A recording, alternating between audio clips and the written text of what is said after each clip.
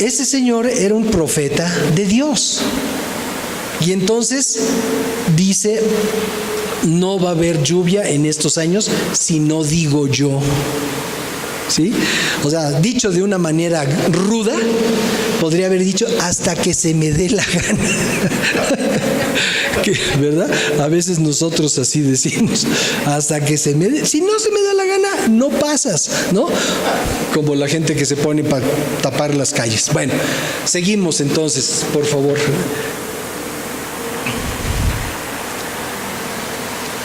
Y vino a él palabra del Señor, palabra de Jehová, diciendo: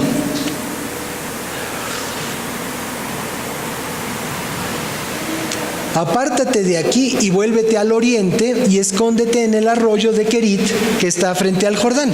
Acuérdense que le está hablando Dios al profeta Elías, ¿sí? Dice, beberás del arroyo y yo he mandado a los cuervos que te den allí de comer. O sea, bueno, imagínate nada más que Dios te da una instrucción, dice, vete por allá, por calzada de Tlalpan, por calzada Zaragoza, métete debajo del puente del viaducto y ahí te quedas y yo voy a mandar unos cuervos para que te lleven comida. O sea, ¿cómo? O sea, ¿de qué estamos hablando? ¿Qué tipo de relación tiene este varón con Dios que Dios le da ese tipo de instrucciones que a nosotros nos suenan pues, totalmente descabelladas, ¿no? Como mi hijo. Cumplió 45 años y es totalmente descabellado. Mi sobrina Leslie le dice, ¿dónde está tu pelo? Mi sobrina no es mi sobrina, es mi nieta. Corrijo. Bueno, entonces regresando. Dice, y él fue e hizo conforme a la palabra del Señor, pues se fue y vivió junto al arroyo de Querit, que está frente al Jordán. ¿Sí? Dice, siguió instrucciones precisas, y los cuervos le traían pan y carne por la mañana y pan y carne por la tarde, y bebía del arroyo. O sea, este es un hecho maravilloso. O sea, desde donde lo queramos ver, evidentemente la gente que no tiene fe y piensa que la palabra de Dios son un montón de fábulas, pues entonces diría la fábula del cuervo y el profeta, ¿no? Pero no es una fábula, es un evento, es un testimonio de tal y como las cosas sucedieron. Y eso es lo importante que necesitamos nosotros también aprender. Entonces, a ver, seguimos por favor. Dice, pasados algunos días se secó el arroyo porque no había llovido sobre esta tierra. Lógico. Y vino luego a él palabra de Jehová diciendo, imagínate tú que podamos nosotros estar habituados a que venga a nosotros palabra de Dios. Que podamos tener en nuestra experiencia de todos los días, recibir palabra de Dios.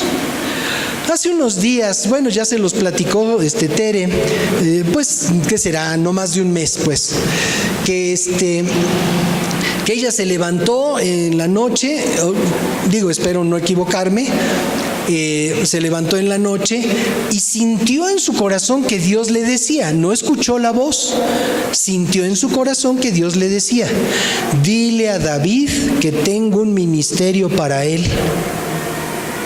O sea, mi hijo David tiene 3 meses allá en Estados Unidos, trabajando como loco para sostener a su familia. Gracias a Dios puede trabajar por el internet. Y entonces, bueno, esté aquí o esté en China o esté donde esté, él sigue trabajando y haciendo sus cosas por internet. Pero a nivel de ministerio, o sea, no ha estado muy activo, él no ha estado yendo a predicar a un lado o al otro, no ha estado con esa dinámica, digamos, como de siervo de Dios. Ha estado como padre de familia, trabajador, responsable, ayudando a Erika con los niños. De repente saca Erika y manda unas fotografías donde va David en el súper con 2 sillas de bebé, una en cada brazo, una el bebé que acaba de cumplir 2 años y la otra el recién nacido que tiene 3 meses y cacho, ¿no? Y ahí va el papá, ¿no? Que ayudando mucho en las cuestiones de los bebés y poniendo su corazón en poderlos atender y ayudarlos con sus desayunos y que no estén de ociosos, en fin, todo esto porque Erika no ha estado bien, no ha estado al 100% de salud, ha estado débil, ha estado cansada, ha tenido problemas, le han hecho estudios de su hígado, de sus riñones y cosas de esas, ¿no? Entonces, en todo ese ambiente, pues el que ha tenido que estar ahí echándole ganas en muchas cosas es David, independientemente de que gracias a Dios están viviendo en la casa de los papás de Erika, que allí pues los recibieron y los tratan con mucho cariño y bueno, pues los ayudan en la medida de lo posible, pues tal vez atendiendo a los 2 mayorcitos o cosas de esas, independientemente de que su suegra se operó la semana pasada, una operación de columna vertebral. Entonces, bueno, tampoco así como que tiene que estar en reposo, en fin, o sea, es una serie de circunstancias. Entonces, viene la palabra de Jehová a Tere y le dice, dile a David que tengo un ministerio para él. Entonces, pues de inmediato, o sea, al día siguiente, Tere le habló a David por teléfono, dice, oye, mano, Dios me dijo que te dijera que Él tiene un ministerio para ti.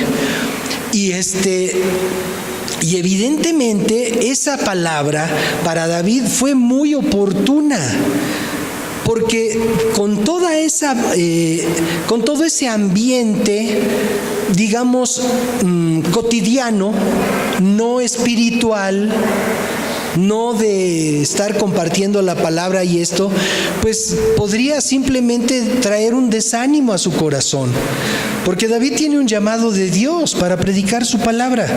Entonces, pues estar ocupado solamente de la talacha, ¿no? Pues eso en un momento dado pues puede desanimar al profeta, puede desanimar al siervo de Dios. Dice, pues ¿sabes qué? Pues pura talacha hago, ¿no? Entonces, qué importante y qué oportuno recibir una palabra de parte de Dios en donde le dice, no tires la toalla, yo tengo un ministerio para ti.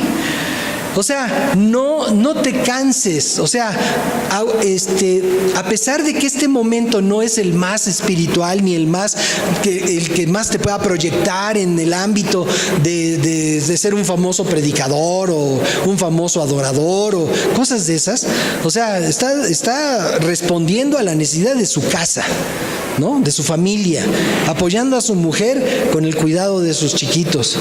Entonces, qué oportuno poder saber que viene una palabra de parte de Dios a tu vida. Pero imaginen ustedes que de esto pudiéramos nosotros hacer nuestra vida diaria. Que constantemente Dios nos esté hablando, que seguramente sí lo está haciendo, pero nosotros no hemos desarrollado nuestra capacidad para oír lo que Él nos dice. Entonces hay ocasiones especiales en las que viene Dios y habla a alguien para que le diga a otro lo que va a suceder, pero también hay ocasiones en las que Dios quiere hablarnos directamente. Entonces ahí nosotros pues podemos estar atentos, podemos estar considerando pues todo esto que Dios quiere que nosotros atendamos, ¿no? Bueno.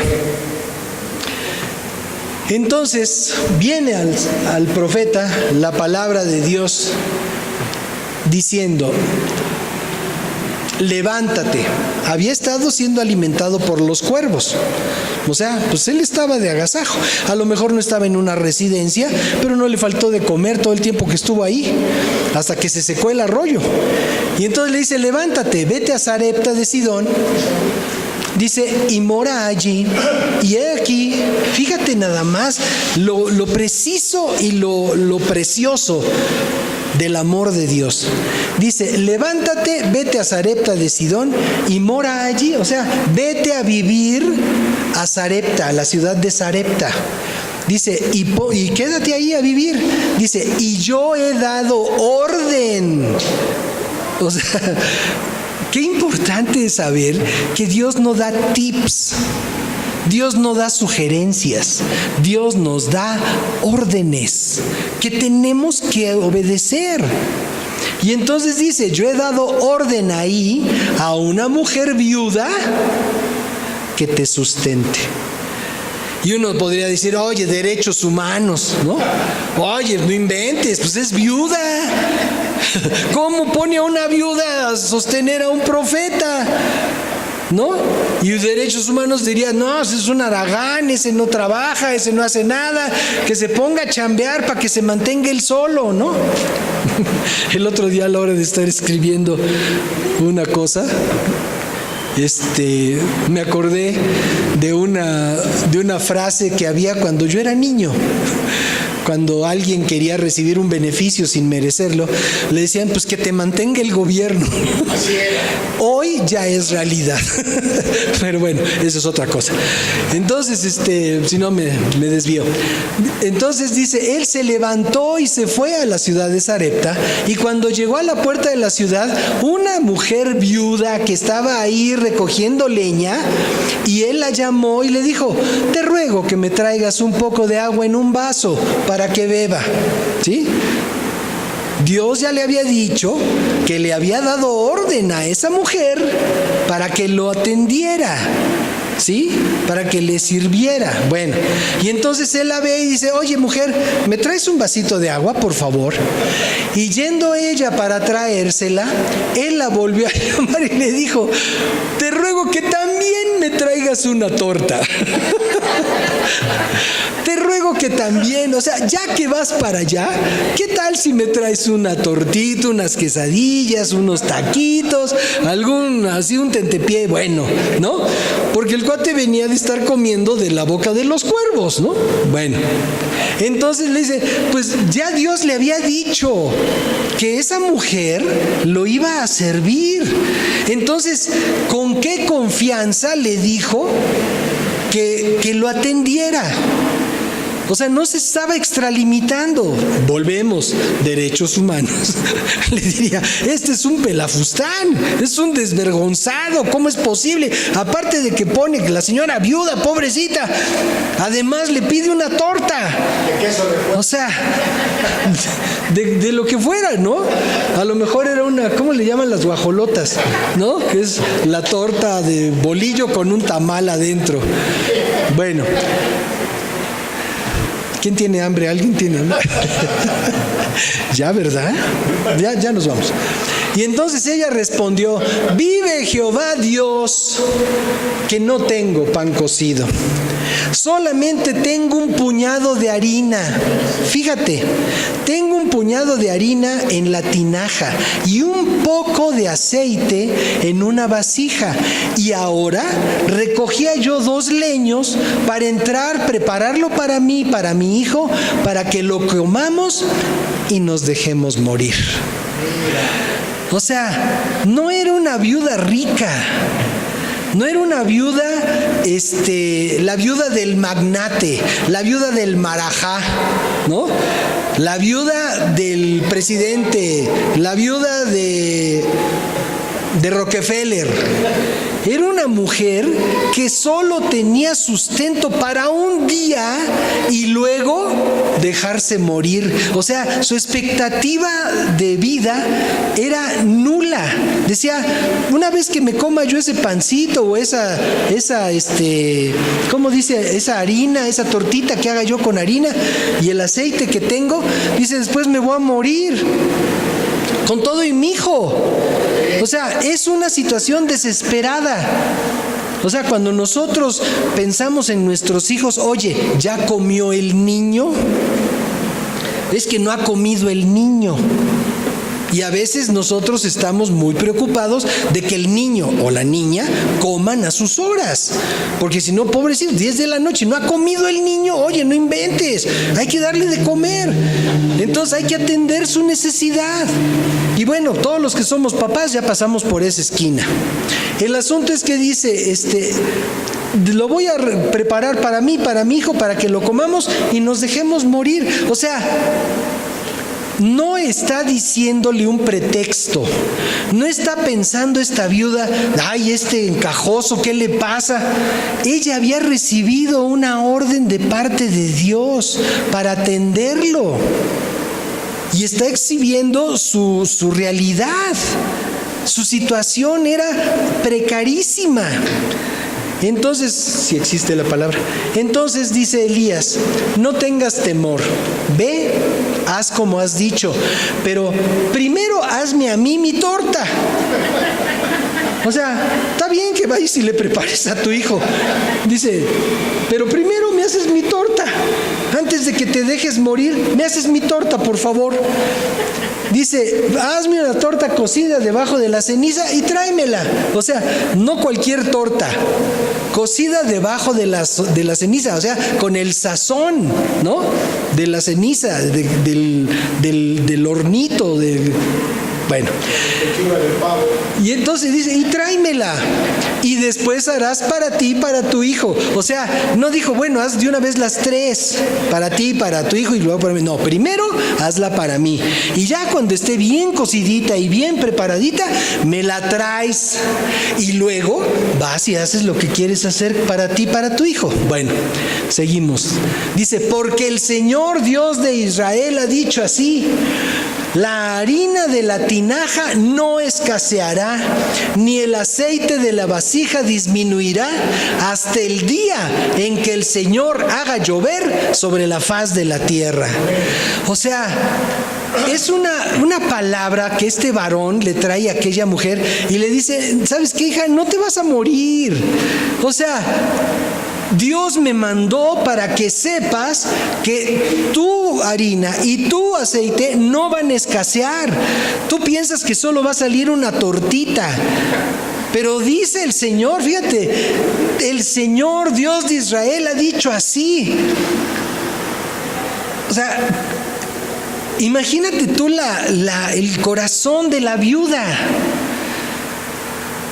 El corazón de una mujer que seguramente era temerosa de Dios, y Dios ya había puesto en su corazón la respuesta y la actitud que debería de tener hacia ese profeta, hacia ese varón. Pero aún así su situación era muy precaria.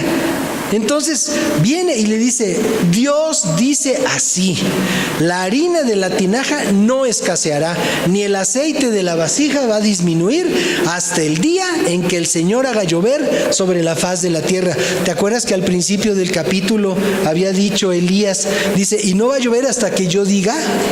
Sí, bueno, o sea, estábamos en esa situación, en ese contexto. Bueno, seguimos, por favor. Dice, entonces ella fue e hizo como le dijo Elías. O sea, qué importante es que tengamos nosotros esa disposición para seguir las instrucciones que Dios nos da a través de sus siervos.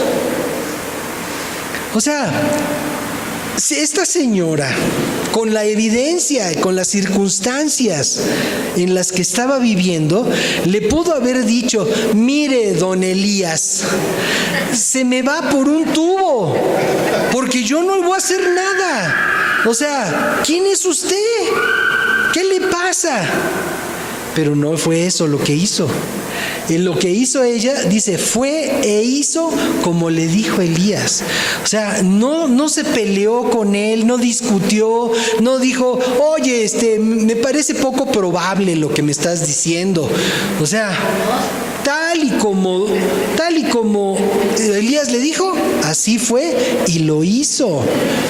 Dice, y comió él y ella y su casa, además, o sea, los que hubieran ahí en su casa, dice, muchos días. O sea, ¿qué expectativa de vida tenía esa mujer? ¿2 días, 3 días? ¿Cuánto tiempo puedes permanecer sin comer? No sé, a lo mejor dices, no, pues 15 días, ya 15 días. No sé, o sea, el ayuno de Jesús fueron 40 días, infieren, pero estaba igual que nosotros. Infieren quienes estudian y dicen que probablemente había tomado agua durante esos 40 días. Porque puede estar sin alimento, pero sin agua no. Entonces, bueno, o sea, no lo dice la Escritura, es una especulación. Pero bueno, ¿cuánto tiempo te gusta para que ella pensara que ya se iba a morir? ¿Una semana? ¿2 semanas? Voy a comer y de aquí a 2 semanas me muero. Pues aquí dice que conforme lo que Dios mandó hacer, ellos pudieron durar muchos días. Y la harina de la tinaja no escaseó, ni el aceite de la vasija menguó. Es que, mira, ¿se acuerdan de cuando alimentó Jesús a los 5,000? Dijeron, pues denle, ay Señor, ¿por qué no los despachas? Mira, ya se está haciendo tarde, pues mándalos que vayan y que coman algo por ahí en el camino. Dice, no, denles ustedes de comer a sus discípulos. Y los discípulos, ¿what? Denles ustedes de comer. Dice, pero ¿cuánto dinero necesitaríamos para poder alimentar a estas gentes? 5,000 gentes, 5,000 varones sin contar mujeres y niños. Y entonces les dice, pues denles de comer. A ver, y entonces dice, pues Señor, aquí hay un chamaco que trae 2 peces y otro que trae 5 panes. Pues no sé si era el mismo. El asunto es que dice, a ver, bueno, pues dice que le dio gracias al Señor y a ver, repartan. Y entonces tú estás en la canasta y metes la mano y dices, pues voy a sacar uno de los pedacitos, ¿no? Y voy a repartir pedacitos. Pero llega un momento en el que dices, oye, ya se acabaron los pedacitos, y volteas y todavía hay muchos más. Y sigues repartiendo hasta que dice que sobraron 12 cestas llenas de los desperdicios. Y todos comieron. ¿Sí? Hasta saciarse. Entonces, esto es un evento maravillosamente sobrenatural. Imagínate tú que tienes en tu casa tu botellita de aceite, ¿no? Para preparar algo, y pues ya no tienes más, y también tienes un tantito ahí de un paquete de harina, pues ya me voy a morir. Y resulta que pasan días y días y días y te sigue dando, y la vasija sigue con aceite y sigue sirviendo y sigues preparando y sigue y sigue y sigue y sigue, y no cesaba, no menguó conforme a la palabra que el Señor había dicho por Elías. Y luego